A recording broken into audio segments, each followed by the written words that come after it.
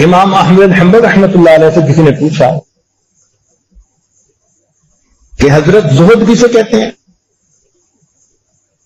فرمایا کہ بھائی زہد کے مختلف درجات ہیں.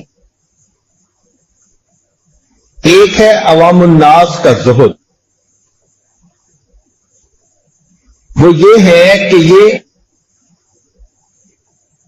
اللہ کی خاطر حرام کو چھوڑ دیں. تو اللہ رب العزت کی رضا کی خاطر حرام کو چھوڑ دینا، حرام سے بے رغبت ہو جانا، یہ عوام کا زہد ہے.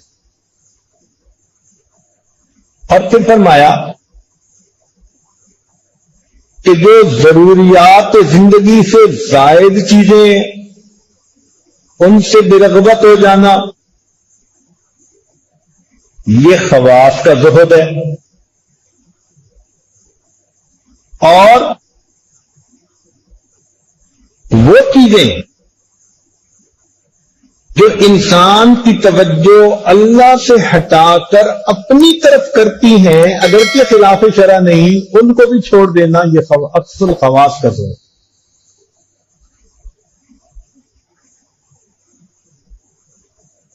تو گویا زہد شریعت یہ ہوا کہ اسباب سے نظریں ہٹا کر مسبب الاسباب کی طرف نظریں جماؤ. اور زہد طریقت یہ ہوا کہ اپنے دل کی نگاہیں غیر سے ہٹا کر اپنے اللہ پر جماؤ. اور زہد حقیقت یہ ہوا کہ اپنی خودی کو انسان میں کو اتنا مٹائے کہ بس ایک اللہ کے سوا اور کچھ بھی نہ رہے. آج اکثر بیشتر یہ فتنہ ہے کہ انسان اللہ کی پرستش کی بجائے اپنے نفس کی پرستش کرنے لگے. نفس پرستی عام ہوتی جا رہی ہے خدا پرستی کی بجائے، اور آخرت طلبی کی بجائے دنیا طلبی عام ہوتی جائے. چنانچہ حرام اور حلال کا امتیاز ہی ختم ہوتا جا رہا ہے. بندہ یہ چاہتے ہیں کہ بس مال میرے پاس آئے جیسے بھی آتا ہے، دوسرے کے جیب سے نکالنا پڑے، دوسرے کو جان سے مارنا پڑے، اس کو لوٹنا پڑے. آج کا انسان بڑے دھڑلے سے یہ کام کر لیتا ہے اور یہ نہیں سوچتا کہ کل آخرت میں میرا کیا بنے گا. علماء نے دو باتیں لکھی ہیں. فرماتے ہیں کہ محبت دنیا یہ انسان کے لیے مہلکات میں سے ہے، ہلاک کرنے والی چیز ہے. اور ترک لذات دنیا یہ انسان کے لیے منجیات میں سے ہے، نجات دینے والی چیزوں میں. یوں تو ہم سب کے سب حاجت مند ہیں. دنیا کا کوئی بندہ ایسا نہیں جس کے ساتھ حاجت میں لگی ہو، کسی کے ساتھ کم، کسی کے ساتھ زیادہ. اسی طرح اللہ تعالیٰ نے فرمایا یا ایھا الناس انتم الفقراء. فقیر کہتے ہی اسی کو ہے کہ جو محتاج ہو غیر کا، اور غنی کہتے ہی اسی کو ہے کہ جو غیر کا کوئی محتاج نہ ہو. اللہ تعالی غنی ہے اور ہم سب کے سب محتاج. اب اس محتاجی کو کم کرنے کا ایک طریقہ ہے کہ انسان اپنی آرزوؤں کو کم کر لے. جب آرزویں بڑھ جاتی ہیں تو پھر انسان کے اندر حرص کی بیماری آ جاتی ہے، اور حرص کا علاج قبر کی مٹی کے سوا اور کچھ نہیں ہے. حدیث پاک میں آتا ہے کہ حریص آدمی کو اگر ایک جنگل سونے کا بنا ہوا دے دیا جائے تو وہ تمنا کرے گا کہ ایک جنگل اور مجھے مل جائے.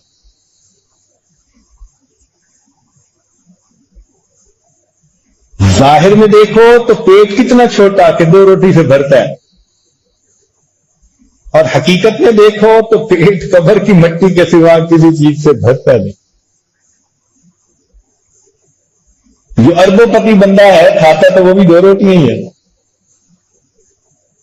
یہ جو اتنا بوجھ اپنے سر پر اکٹھا کر لیا، اس کا کیا ہوگا؟ تو کچھ لوگ مالدار ہوتے ہیں اور کچھ مال کے چوکی دار ہوتے ہیں۔ مالدار تو وہ بندہ ہے کہ جس کو اللہ نے خوب دیا اور وہ دونوں ہاتھوں سے اللہ کے راستے میں خرچ کر رہا ہے، یہ مالدار بندہ۔ اور وہ بندہ کہ جس کو ملے اور وہ اس کو جمع کرے اور پھر بینک بیلنس چیک کرے، یہ مالدار نہیں، یہ مال کا چوکی دار ہے۔ جمع یہ کرے گا، عیاشی اس کی اولادیں کریں گی، قیامت کے دن حساب اسے دینا پڑے گا۔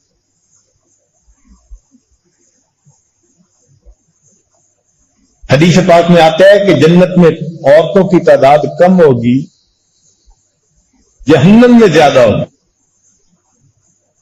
تو پوچھا گیا کہ جنت میں کیوں کم ہوگی؟ فرمایا شغلہن الاحمران، ان کو 2 سرخ چیزوں نے اپنی طرف زیادہ متوجہ کر لیا، کھینچ لیا۔ کیا؟ الذهب والزعفران، سونے اور زعفران کی رنگت نے اور چاہت نے ان کو اپنی طرف زیادہ متوجہ، اس لیے ان چیزوں میں لگ کے وہ آخرت سے غافل ہو جاتے۔ آج کی ایک عام عورت کی زندگی یہی ہے، بس اس کو میچنگ کا کپڑا چاہیے، اس کے لیے سارا دن شاپنگ کرتی پھرے، 2 درجن دکانوں کے چکر اس لیے لگائے گی کہ مجھے اس سے ملتا جلتا کپڑا دوسرا جائے، اس کی تو کوئی حد نہیں۔ چنانچہ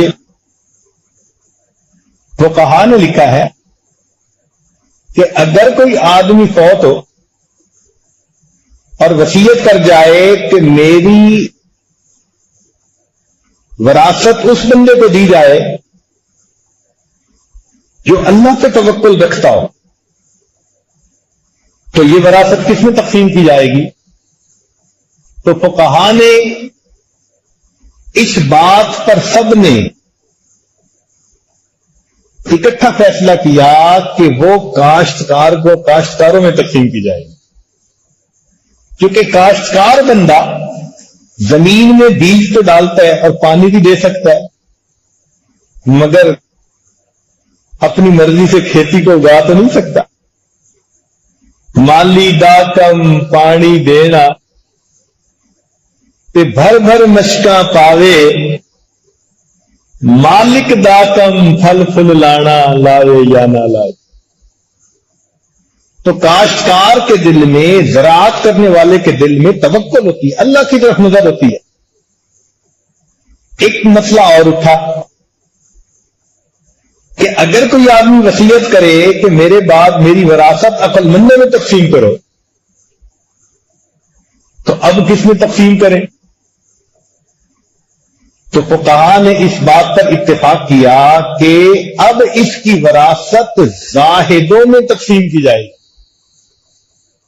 جن لوگوں نے دنیا میں برغبتی حاصل کر لی، زہد حاصل کر لیا،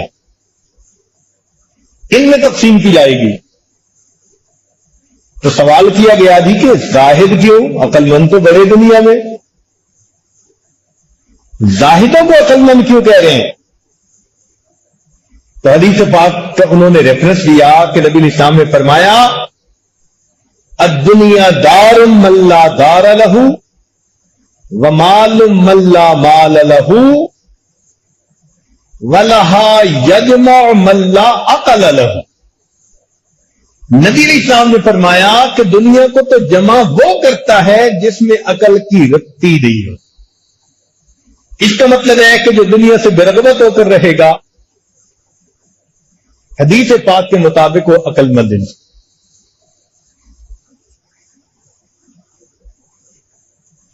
جب ترک دنیا کا لفظ بولا جاتا ہے تو اس سے کیا مراد ہے؟ کہ انسان گھروں کو چھوڑ دے، شہروں کو چھوڑ دے اور جنگلوں غاروں میں جا کر زندگی گزارے، نہیں، اس کا مطلب یہ نہیں ہوتا۔ ترک دنیا کا مطلب ہوتا ہے ترک لذات دنیا۔ آج ہماری خرابی کی جو بنیاد ہے وہ ہماری ضرورتیں نہیں ہیں، وہ ہماری خواہشات ہیں۔ یاد رکھیں، ہمیشہ ضرورتوں کی حد ہوتی ہے اور خواہشات کی کوئی حد نہیں ہوتی۔ جو نوجوان آدمی ہے، نکاح سے، شادی سے اس کی ضرورت تو پوری ہو رہی ہے، لیکن اگر اس کی حرص کو دیکھیں، آرزوؤں کو دیکھیں تو کوئی حد ہی نہیں۔ ادھر بھی نظر اٹھے گی، ادھر بھی نظر اٹھے گی۔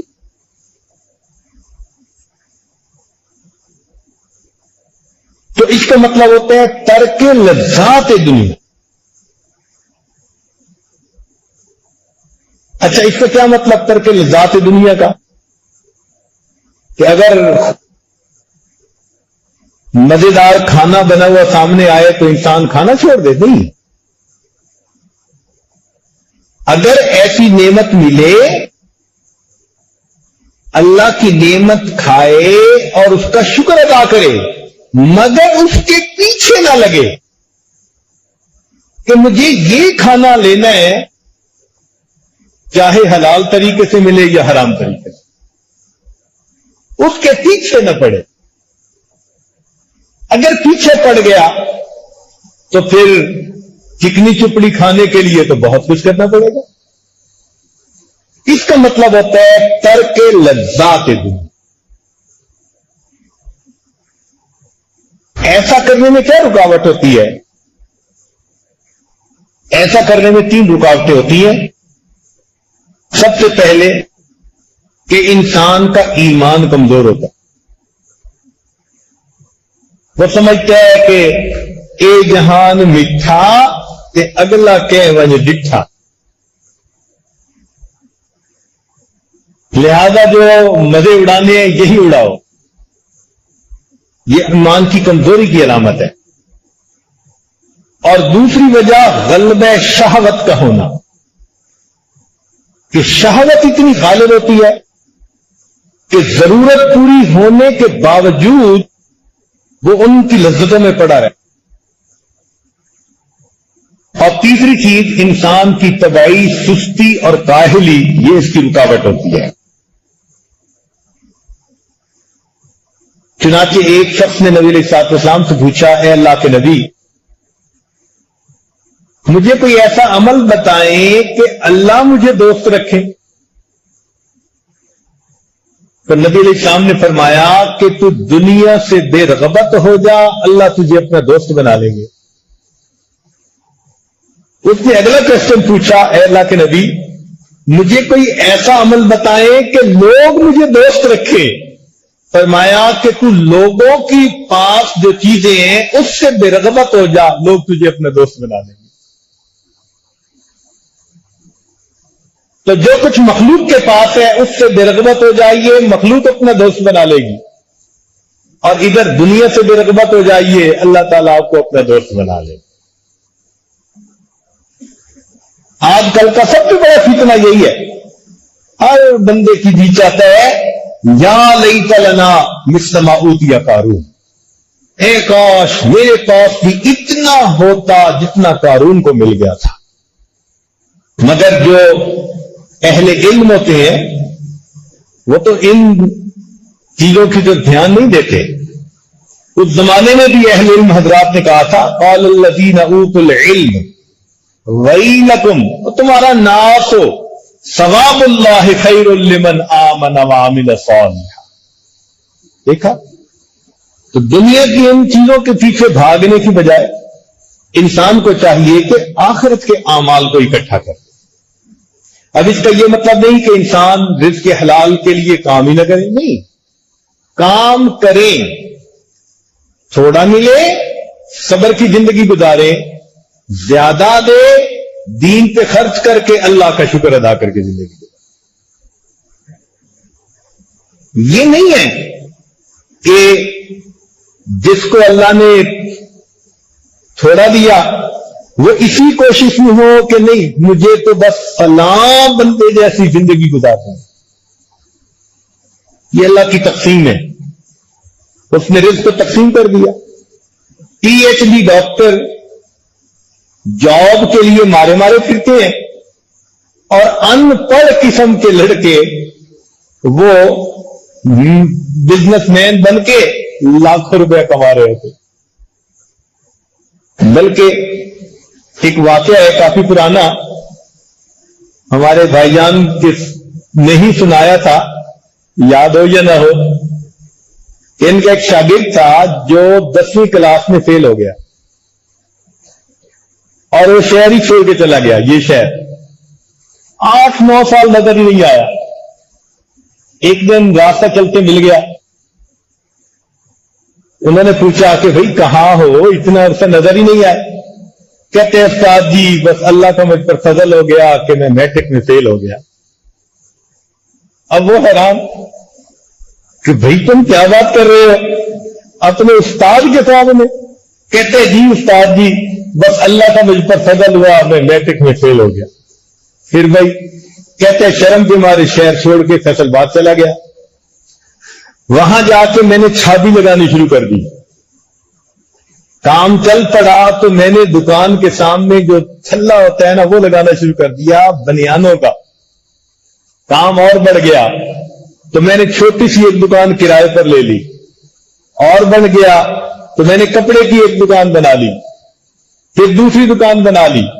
کہتے ہیں کہ 9 سال کے بعد آج کپڑے کی تھوک کی 2 بڑی دکانوں کا میں مالک ہوں. شکر ہے اگر میں پاس ہو جاتا تو کہیں کلرک لگا ہوا ہوتا. اللہ کا شکر میں فیل ہو گیا, اللہ نے مجھے یہ نعمت دی. تو جو پاس ہو جاتے ہیں وہ کلرک بن کے ناشکریہ کرتے ہیں کہ ملتا کچھ نہیں.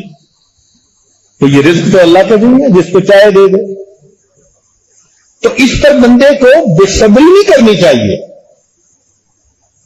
قسمت کا رونا نہیں رونا چاہیے. ہاں دل میں یہ سوچے رضینا قسمت الجبار فینا, میرے مالک نے جو میرے مقدر میں لکھ دیا میں اس سے راضی.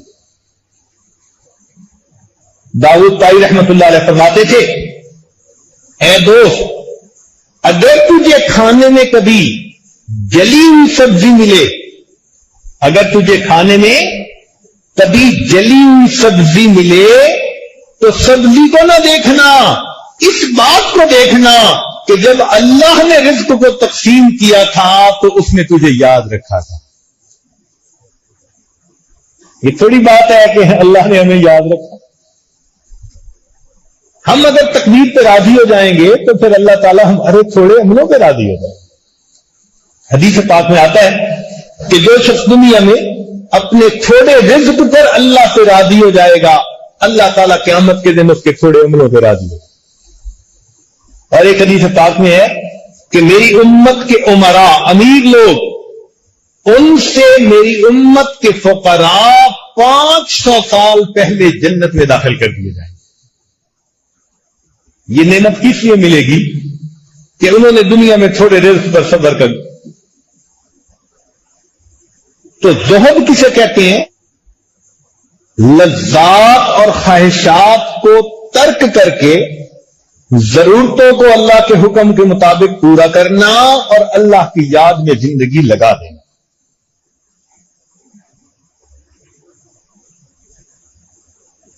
چنانچہ ایک صحابی تھے حارثہ رضی اللہ تعالیٰ عنہ, صبح صبح نبی علیہ السلام کی خدمت میں حاضر ہوئے. نبی علیہ السلام نے پوچھا کیف اصبحت یا حارثہ, اے حارثہ تم نے کیسے صبح کی؟ انہوں نے کہا کہ میں نے صبح کی مؤمن حقا, پکا مومن بن کر. تو نبی علیہ السلام نے پوچھا کہ وما علامت ایمان ہے, تم جو کہہ رہے ہو کہ میں نے پکا مومن بن کر صبح کی تو اس کی علامت کیا ہے؟ تو اس پر انہوں نے پھر اپنی کیفیت بتائی کہ مجھے یوں محسوس ہوتا ہے کہ میں ہر وقت اللہ کے عرش کے سامنے ہوں اور آخرت کی طرف میرا رجحان رہتا ہے. اور دنیا سے میرا دل اچاٹ ہے. مختلف باتیں انہوں نے بتائی. تو ان کی بات سننے کے بعد نبی علیہ السلام نے فرمایا عبد نور اللہ قلبہ، یہ وہ بندہ ہے کہ اللہ نے اس کے دل کو نور ایمان سے منور کر دیا. چنانچہ جب آیت مبارکہ اتری فَمَن يُرِدِ اللَّهُ بِهِ خَيْرًا فَمَن يُرِدِ اللَّهُ أَن يَهْدِيَهُ يَشْرَحْ صَدْرَهُ لِلْإِسْلَامِ، اللہ تعالیٰ جس بندے سے خیر کا ارادہ کرتا ہے اس کے سینے کو اسلام کے لیے کھول دیتا ہے. تو صحابہ کرام نے پوچھا اے اللہ کے نبی صلی اللہ علیہ وسلم یہ شرح صدر کی کوئی علامت بھی تو ہوگی؟ تو نبی علیہ السلام نے فرمایا کہ شرح صدر کی علامتیں تین ہیں. ایک التجافی عن دار الغرور، یہ جو دھوکے کا گھر ہے نا دنیا، اس سے انسان کا دل اچاٹ ہو جائے. والانابت الی دار الخلود، اور ہمیشہ رہنے والے گھر کی طرف انسان کا دل اٹک جائے، لگ جائے. واستعداد للموت قبل نزولی، اور موت کے آنے سے پہلے انسان موت کی تیاری میں لگ جائے. تو ایک بات تو سچی ہے. ایک بزرگ فرماتے تھے دوست جتنا دنیا میں رہنا ہے اتنا دنیا کے لیے محنت کر لو، اور جتنا آخرت میں رہنا ہے اتنا آخرت کے لیے محنت کر.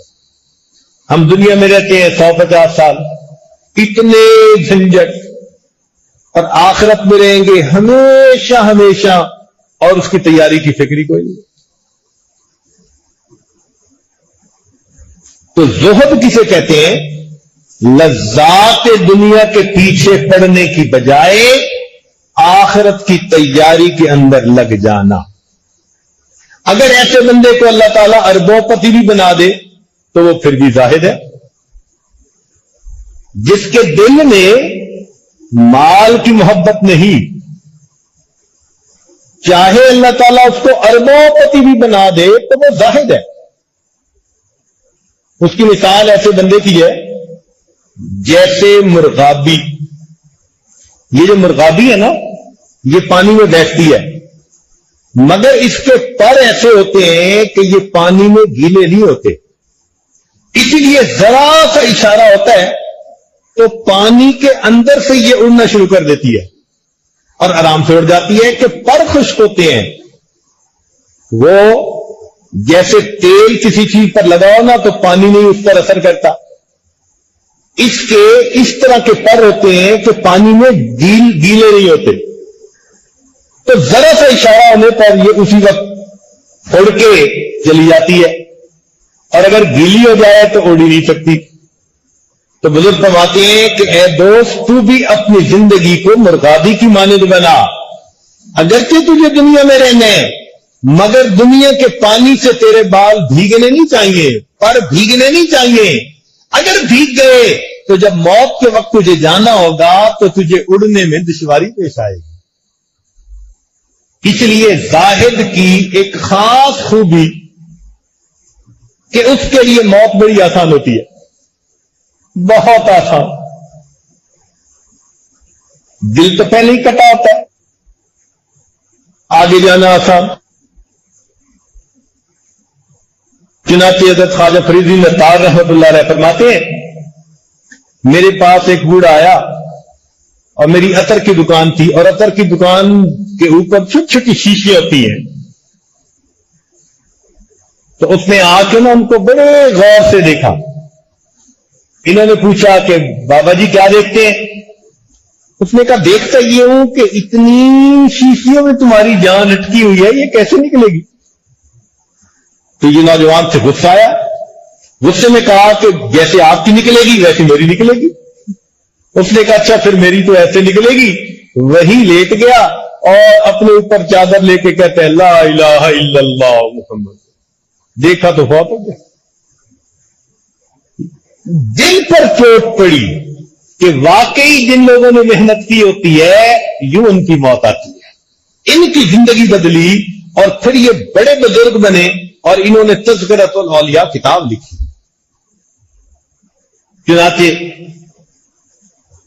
ایک بزرگ فرماتے ہیں حضرت سید سکتی رحمت اللہ علیہ، ہم بیٹھے ہوئے تھے ایک فقیر ہمارے قریب آیا اور آ کے پوچھتا ہے کہ کوئی اچھی جگہ ہے جہاں انسان مر سکے،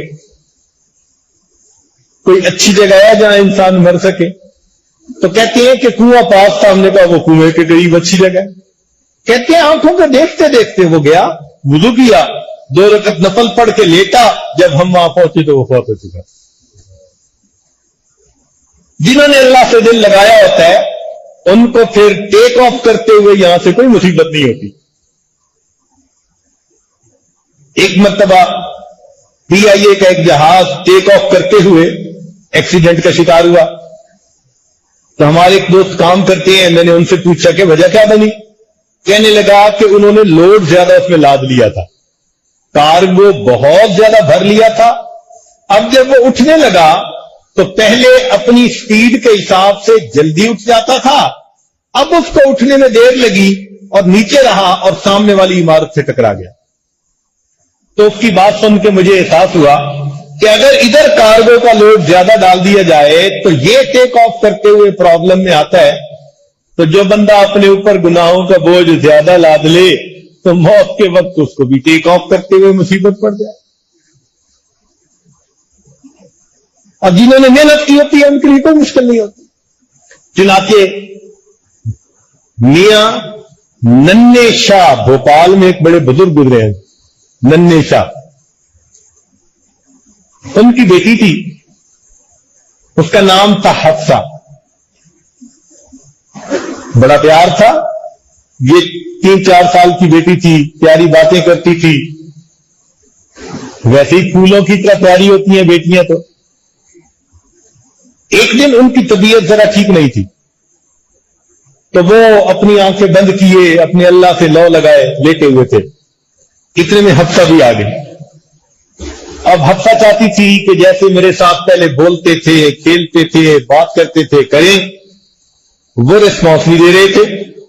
وہ حفصہ ایک بات کرتی، دوسری بات کرتی. جب اس نے دیکھا کہ ابو ریسپانس نہیں دے رہے تو کہنے لگی ابو بس آپ مجھ سے نہیں بولتے، میں آپ سے نہیں بولتی، میری کاٹی آپ سے ہوگی. وہ جی روٹ کے چلی گئی اور دوسرے کمرے میں جا کے اس نے رونا شروع کر دیا. ماں نے جب دیکھا کہ بیٹی رو رہی ہے پوچھا بیٹی کیوں روتی ہو؟ اس نے کہا ابو مجھ سے نہیں بولتے، میں ابو سے نہیں بولتی. وہ کہنے لگے اچھا آؤ میں ابو سے تمہاری سلو کرواتی ہوں. تو اس کو لے کر آئی اور اس نے اپنے میاں سے کہا کہ دیکھیں نا یہ پیاری بیٹی ہے ہماری، ایک ہی بیٹی تھی، یہ آپ سے روٹھ گئی ہے، آپ اس کو ذرا اٹھائیں اور منا لیں، پیار کریں اسے. تو جب اس نے ایک دو دفعہ کہا انہوں نے آنکھیں کھولی، پوچھا کیا بات؟ کہنے لگی حفصہ روٹھ گئی ہے، اس کو منا لو. تو جواب میں انہوں نے کہا کون سی حفصہ اور کیسی حفصہ، ہم نے تو اپنے یار کو منا لیا، لا الہ الا اللہ محمد رسول. یہ الفاظ کہے اور فوت ہو. تو جنہوں نے محنتیں کی ہوتی ہیں نا، پھر موت کے وقت دنیا ان کے لیے حفصہ بنتی ہے. کون سی حفصہ کیسی حفصہ، ہم نے اپنے یار کو منا لیا، لا الہ الا اللہ محمد. چنانچہ ایک بزرگ فرماتے تھے کہ زاہد کو اللہ تعالیٰ 3 انعام عطا فرماتے ہیں. دل میں اس کے معرفت عطا فرماتے ہیں، زبان میں اس کے حکمت عطا فرما دیتے ہیں، حکمت بھری باتیں اس کی زبان سے نکلتی ہیں، اور تیسرا موت کے وقت اس کے لیے آسانی فرما دیتے ہیں. تو زاہد کو یہ 3 انعام ملتے ہیں. سیدنا عمر فاروق اللہ عنہ فرماتے تھے کہ زہد کے اندر راحت تن بھی ہے اور راحت من بھی ہے. راحت تن یہ کہ انسان کے اسباب چھوڑے ہلکا پھلکا، اور راحت من یہ کہ دل کہیں اٹکا ہوا نہیں ہوتا.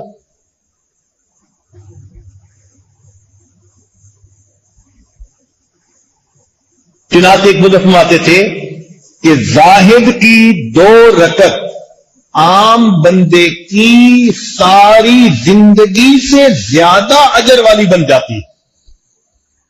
یعنی دوسرا بندہ ساری زندگی جو عمل کرتا ہے اس کو وہ اجر نہیں ملتا جو زاہد کو 2 رکعت ادا کرنے پر اللہ کی طرف سے مل جاتا ہے. امام غزالی رحمۃ اللہ نے اس کی ایک اچھی مثال دی. وہ کہتے ہیں ایک بندہ ہے جو بادشاہ کے دروازے پہ حاضر ہونا چاہتا ہے ملاقات کے لیے. راستے میں کتا بیٹھا ہوا ہے. اب یہ کتا بھونکتا ہے, اس کو آگے نہیں جانے دیتا, تو اس بندے کے ہاتھ میں 2 ہڈیاں ہیں, وہ کتے کو ہڈی پھینک دیتا ہے, تو کتا اسی میں مشغول ہو جاتا ہے اور اس کی جان چھوڑ دیتا ہے, اور اس کو بادشاہ کے دروازے پہ حاضری مل جاتی ہے. فرماتے ہیں کہ یہ دنیا ہڈی کی مانند ہے, اور شیطان اللہ رب العزت کے راستے میں جائیں تو راستے کے کتے کی مانند ہے. یہ کتا ہمیں الجھاتا ہے, یہ ہمیں آگے بڑھنے نہیں دیتا. تو وہ فرماتے تھے کہ تم دنیا کی ہڈی اس کے سامنے ڈال دو اور دنیا سے بے رغبت ہو جاؤ, یہ الجھ جائے گا اور تمہیں اللہ کا قرب نصیب ہو جائے. چنانچہ ایک ہوتا ہے خائفین کا زہد, وہ لوگ جو جہنم کے عذاب سے ڈر کے گناہوں کو چھوڑتے ہیں. ایک ہوتا ہے راجین کا زہد, جو جنت کی تمنا میں معصیت کو چھوڑتے ہیں تاکہ جنت کے امیدوار بن جائیں. اور ایک ہوتا ہے محبین کا زہد, یہ وہ لوگ ہوتے ہیں کہ جو اللہ کی محبت میں ہر طرف سے بے رغبت ہو چکے ہوتے ہیں. اللہ کی محبت ان کو ہر طرف سے بے رغبت کر دیتی ہے. دو عالم سے کرتی ہے بیگانہ دل کو, عجب چیز ہے لذت آشنائی. تو ہمیں بھی اللہ رب العزت یہ صفت عطا فرما دے. نبی علیہ السلام نے ارشاد فرمایا والزہد حرفتی, کہ زہد میرا پیشہ ہے. حرفہ کہتے ہیں وہ کام جس کے ذریعے سے انسان آمدنی حاصل کرتا ہے. تو فرمایا زہد میرا پیشہ ہے. کیا مطلب؟ کہ میں اپنی ضرورتوں کو اتنا کم کر لیتا ہوں کہ یہی میرا پیشہ بنے. اب جس کو تمائی نہیں اس کے لیے بہت تھوڑا بھی کافی ہے. چنانچہ ایک دفعہ ایک ملک میں جا رہے تھے تو ایک انگریز بیٹھا ہوا تھا ساتھ. وہ شہر میں سے گزار رہا تھا. اس وقت ہم کسی جگہ پر جنرل مینیجر کا کام کرتے, تو اس نے ایک مارکیٹ کی طرف اشارہ کیا کہ یہ مارکیٹ ہے اور یہاں یہ چیز ہوتی ہے, بڑی مہنگی مارکیٹ ہے, اور بڑے بڑے جو کروڑ پتی ہوتے ہیں وہ یہاں پہ آ کے مارکیٹنگ کرتے ہیں.